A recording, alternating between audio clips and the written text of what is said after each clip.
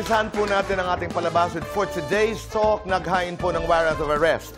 Kaninang umaga ang Philippine National Police para kay Ken Chan dahil sa kasong syndicated staffa. Pinuntahan ng mga otoridad ang bahay ni Ken pero wala doon ang aktor. Bago ito, bigurin sila na ma-serve ang warrant of arrest kay Ken noong September 24. Bukod kay Ken, may 7 pa siyang kasama na kinasuhan ng isang businessman kaugnay sa di umano'y failed investment nito na nagkakahalaga ng 14 million pesos. May iba pa di umanong mga individual ang nagsampa rin ng separate case laban kay Ken. We are closely monitoring this story and as soon as makakakuha kami ng impormasyon ay ibabahagi po namin ito sa inyo.